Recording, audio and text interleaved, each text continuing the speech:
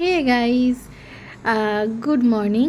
কেমন আছো তোমরা সবাই? আশা করছি ভালো আছো। ব্লগটা ছিল লক্ষ্মী পুজো, তো আশা করছি তোমাদের বাড়িতে অনেকে লক্ষ্মী পুজো হয়েছে, সবাই লক্ষ্মী পুজো খুব ভালোভাবে কাটিয়েছো। এখানে সকালবেলা আমিও স্নান টান করে রেডি হয়ে নিয়েছিলাম, আর এখানে মা আমাদের ঠাকুরঘরটার সামনে সব কিছু জোগাড় করে নিয়েছিল, কারণ আমাদের বাড়িতেও লক্ষ্মী পুজো হবে। আমরা আমাদের মতো করে লক্ষ্মী ঠাকুরটাকে আজকে পুজো করব। প্রত্যেক বছরই আমরা এভাবেই করি, আমি আর মা মিলে। তো এখানে সুন্দর করে আমরা আমাদের মতো করে একটু ডেকোরেশন করে নিয়েছিলাম টুনি লাইট দিয়ে, আর মা এখানে সব গুছাচ্ছিল, আমিও হাতে হাতে মা একটু গুছিয়ে দিচ্ছিলাম। আর আমার যেটা প্রত্যেকবার যে কোনো পুজোয় যেটা মেন কাজ থাকে সেটা হচ্ছে আলপনা দেওয়া। তাই মা সকালবেলা উঠেই ওখানে খড়িমাটি ভিজিয়ে রেখে দিয়েছিল, আর আগের দিন রাত্রেবেলা আমি বিছানাগুলো চাদরগুলো চেঞ্জ করে সুন্দর করে গুছিয়ে নিয়েছিলাম। এই দেখো, এটা আমার রুমের, আর এটা হচ্ছে আমাদের ঠাকুর ঘরের যে রুমটা, যেখানে আমাদের ঠাকুরও থাকে, এই রুমটা। তো এখানে আমি একটু আলপনা দিয়ে নিয়েছিলাম সুন্দর করে, আমার যেরকম মনে হয়েছে। এটা আমাদের মেন ডোরের সামনে আলপনাটা, আর এটা আমার বেডরুমের সামনে আলপনা। তো এখানে আলপনা দেওয়ার পর আমি চলে এসেছিলাম। তারপরে সময় ছিল শাড়ি পরার। লক্ষ্মী পুজো শাড়ি পরবো না তা তো হতেই পারে না। তো এখানে এই শাড়িটা আমি চুজ করেছিলাম, যেটা আমার মায়ের শাড়ি। তো এটা ছিল আমার লুক। আমি এখানে রেডি হয়ে নিয়েছিলাম।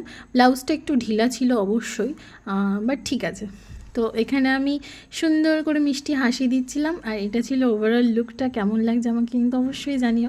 বেসিক্যালি আমার এই কালারটা কিন্তু ফেভারিট কালার আমার, তো আমার বেশ ভাল লাগছিলো। আমি আমার নিজের ইচ্ছা মতো করে খুব সিম্পলভাবে সেজেছিলাম। মেকআপ কিন্তু কিছুই দিইনি, শুধু লিপস্টিক আর আইলাইনার। আর এখানে তারপরে সব জোগাড়জান্তি করে নিয়েছিলাম মা আর আমি মিলে। তো এখানে পুজোটা ঘরে মাই করেছিল। তো এখানে আমরা শান্তিভাবে দুজনে মিলে পুজো করেছি। অনেকেই ভাবতে পারো যে পুরোহিত দিয়ে পুজো হয়নি বা কিছু, অবশ্যই এটা যার যার ভাবনা চিন্তা। তো ঠাকুরকে মন থেকে ডাকলে যেভাবেই ডাকা যায় না কেন, ঠাকুর আশা করি তাতেই সন্তুষ্ট। আমি তাই শুনেছি, তাই মানিও। আর আমার পুজোর সময় মেন কাজ ছিল শঙ্খ বাজানো, যেটা কিন্তু আমি খারাপ বাজাই না। তো আমি এখানে বসে সেটাই করছিলাম, মা ওখানে পুজো করছিল। তারপরে মা এখানে ঠাকুরের আরতি করলো।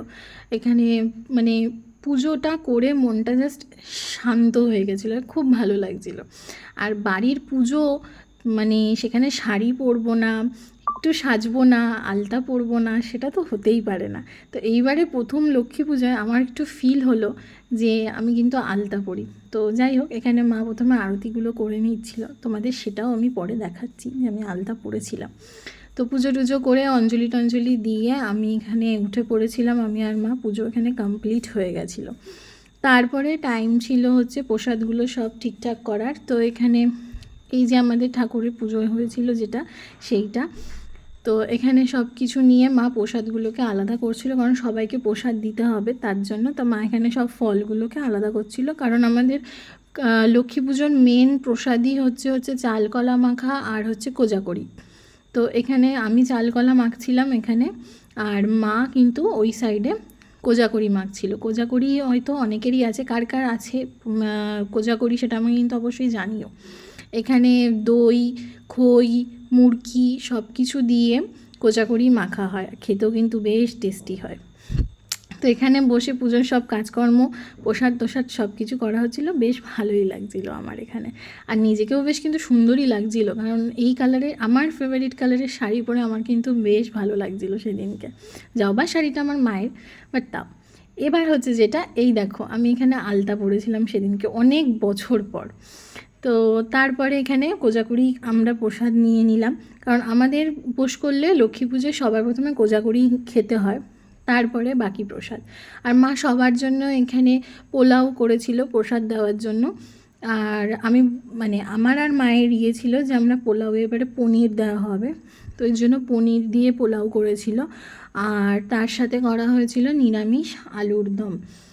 তোমরা বিলিভ করবে কি না আমি জানি না, বাট এত সুন্দর হয়েছিল, বলে না মানে ঠাকুরের প্রসাদ যেরকমই দাও না কেন সেটাই খুব সুন্দর লাগে। মানে এত সুন্দর হয়েছিল টেস্ট, মানে ভাবার বাইরে। তো এখানে আমরা প্রসাদ, এই যে এখানে প্রসাদে ছিল হচ্ছে পোলাও, আলুর দম, আর একটা করে মিষ্টি, আর এখানে ফল প্রসাদ দেওয়া হয়েছিল সবাইকে।